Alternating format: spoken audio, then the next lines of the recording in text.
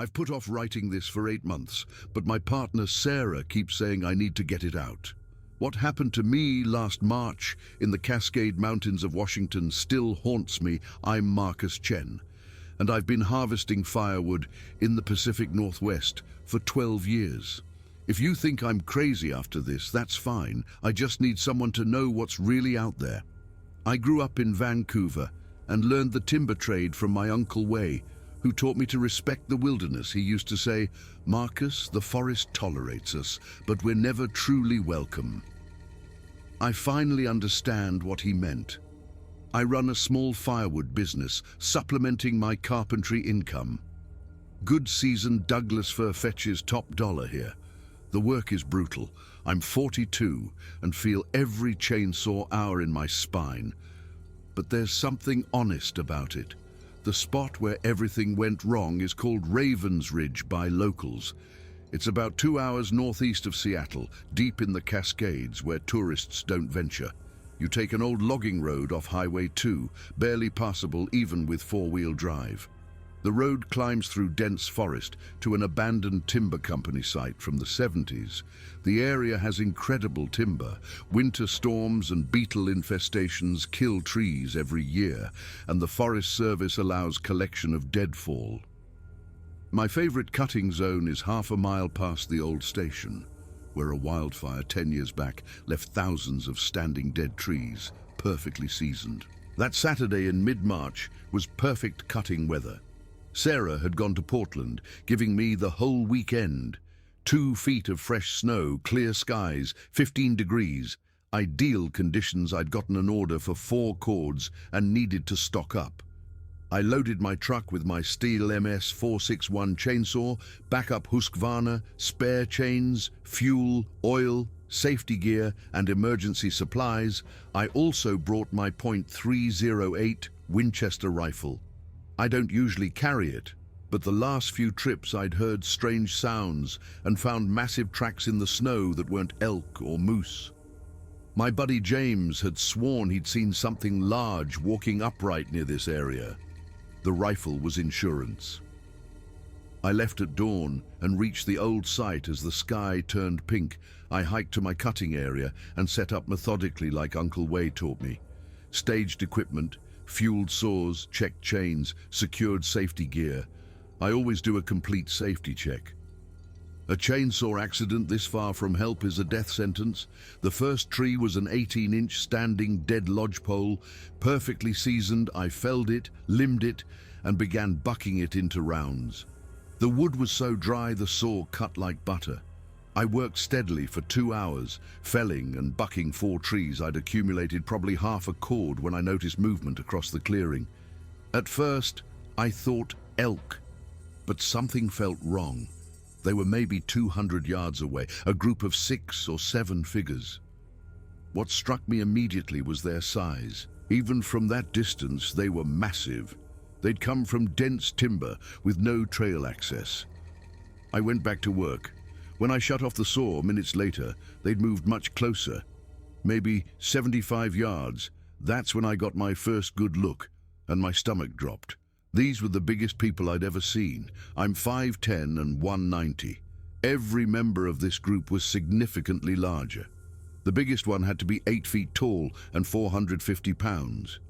But it wasn't just size. The way they moved through deep snow was too fluid, more like large animals than people. Their proportions were wrong. Arms too long, shoulders too broad, heads too large. They weren't carrying equipment. No chainsaws, axes, or tools. They weren't wearing modern winter gear. They were covered in dark, shaggy material that looked like fur. The sounds they made were getting louder. Low-pitched vocalizations, grunting, huffing. It wasn't English or Chinese or any native language I'd heard. I was getting nervous, but didn't want to abandon my work without reason. I started the chainsaw again, trying to act natural while watching them. They stopped about 50 yards away, congregating and occasionally pointing at me. After a few minutes, they started moving toward me again. As they got closer, my uneasiness grew into fear. Their movement was too fluid. They barely sank into snow, Despite obvious bulk, their proportions were definitely wrong. Their covering wasn't clothing. It looked like thick fur, seemingly part of their bodies. They had clear hierarchy and sophisticated communication. The largest was the leader. There was family structure too, with adults protecting younger ones. The youngest, still probably 7 feet tall, stayed close to what I assumed were its parents. When they were about 50 yards away, I got my first clear look at their faces. My blood went cold. These weren't people. Their faces were covered with coarse, dark hair. Prominent foreheads sloped backward, jaws jutted forward unnaturally, eyes were small and deeply set. When they moved their mouths, I could see teeth larger than human teeth. My mind raced. The rational part insisted this was a mistake, but another part was telling me I was seeing SASQUATCH, BIGFOOT. They were real and they were heading directly toward me. They stopped about 30 yards away, having some discussion, occasionally pointing at me and my equipment. I decided to keep working. I pulled the starter cord and the chainsaw roared to life. The sound startled them, but then the youngest seemed fascinated. It kept moving closer, watching as the chain spun. The adults made warning sounds, but the young one was captivated. I positioned myself to cut a log. The young Sasquatch moved even closer, maybe 15 feet away. I was concentrating on the cut when I heard the adult's vocalizations change from curious to alarmed. I released the trigger. The young Sasquatch had moved right next to my work area, reaching toward my saw with one massive hand. "No, no!" I shouted. "Bu, Weisyan!" warning it away. But it didn't understand. Its hand moved closer to the still spinning chain. I quickly shut off the saw, but too late. The chain was still moving from momentum, and the young creature touched it just as it stopped. The chain was still hot from friction, probably close to 200 degrees. It let out a howl of pain that echoed through the forest. It yanked its hand back, holding its burned fingers and making distressed sounds. The other Sasquatches immediately moved toward us, their body language threatening. The leader bared its teeth, making deep, rumbling vocalizations. A cross between a bear's growl and an angry shout. I held up my hands. Wait, it was an accident!" The young one was still crying, and I could see blistered skin on its fingertips. Without thinking, I moved toward it. I grabbed clean snow and approached slowly. "Here, snow will help. Let me help." I don't know if it understood, but it held out its hand tentatively. I gently pressed snow against the burned fingers. The creature winced but didn't pull away. I kept applying fresh snow. The others formed a semicircle around us, watching intently. The young one was calming down. I was so focused on treating the burn that I didn't see the leader moving behind me. The first indication something was wrong was when another creature made a loud, sharp vocalization. I started to turn, but too slow.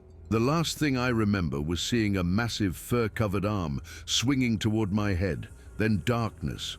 When I woke up, I was lying on my back, looking at late afternoon gray sky. I tried to sit up and discovered I couldn't move. I was tied to something sliding across snow. I was lashed to a sled being dragged through the forest. The sled was well constructed, branches lashed together with bark or sinew strips. Smooth runners designed to glide over snow. The bindings were incredibly strong, natural cordage. I was tied spread eagle, wrists and ankles bound.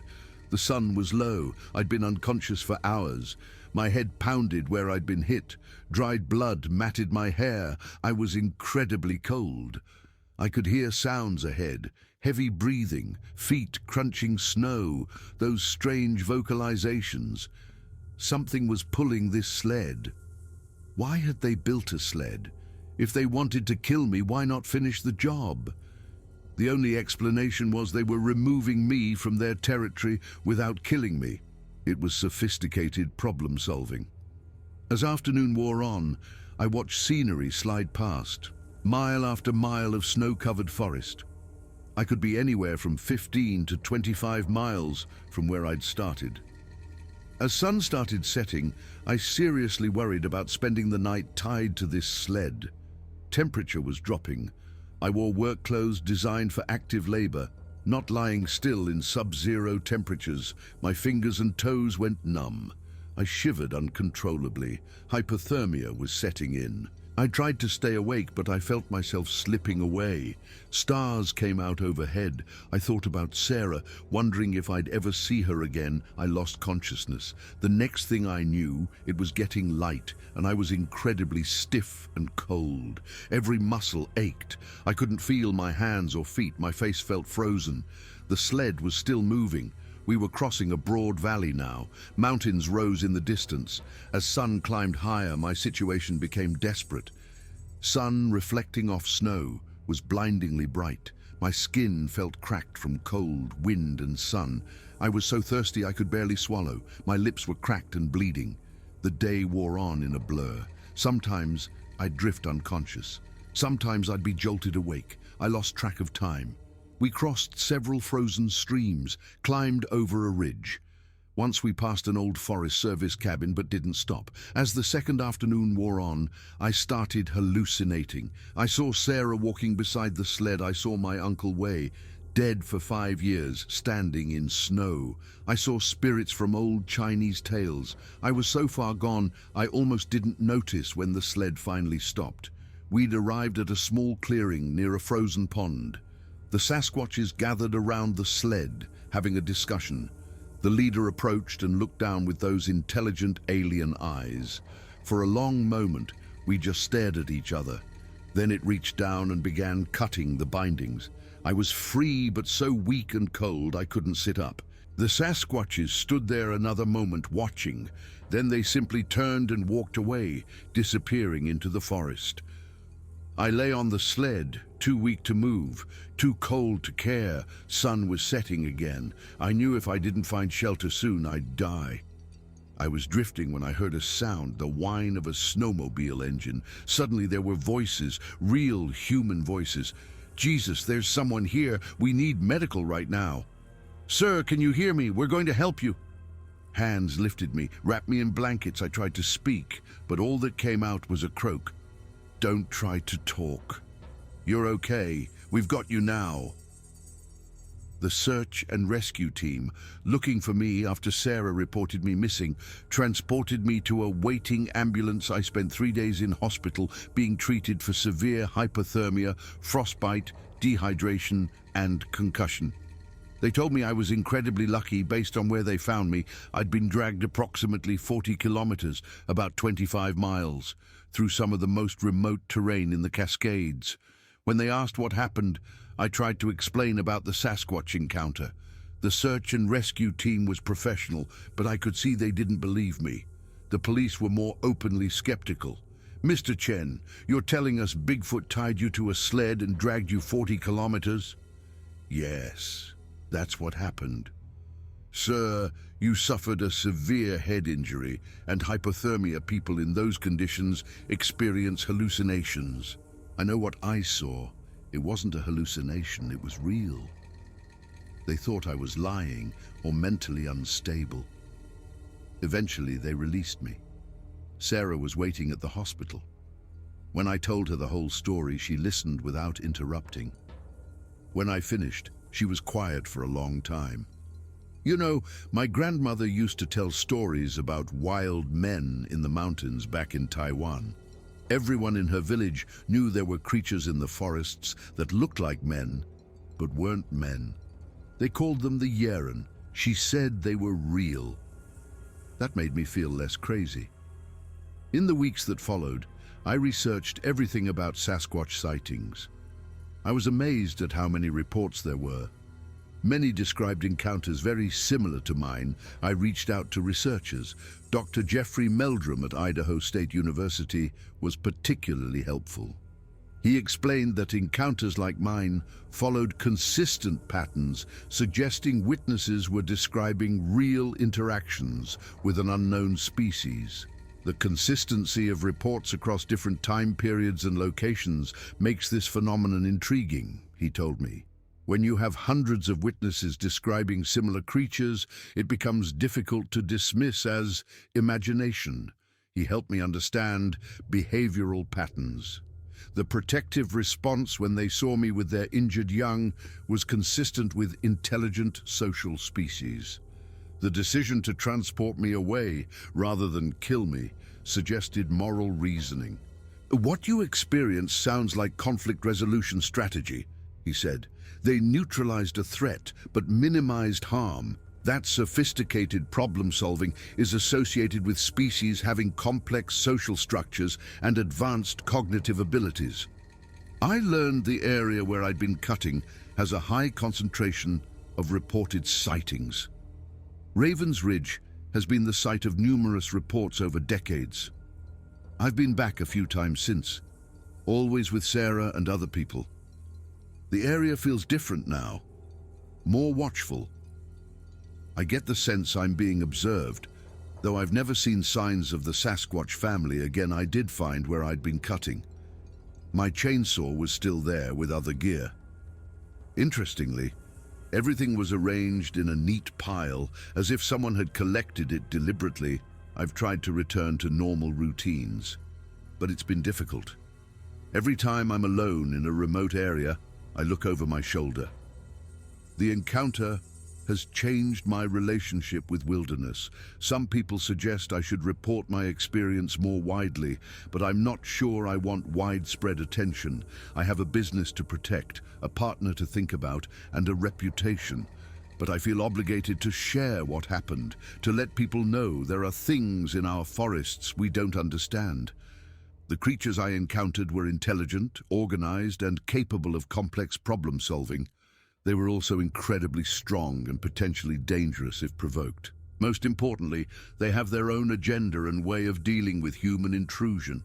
They didn't kill me when they could have, but they made it clear I wasn't welcome.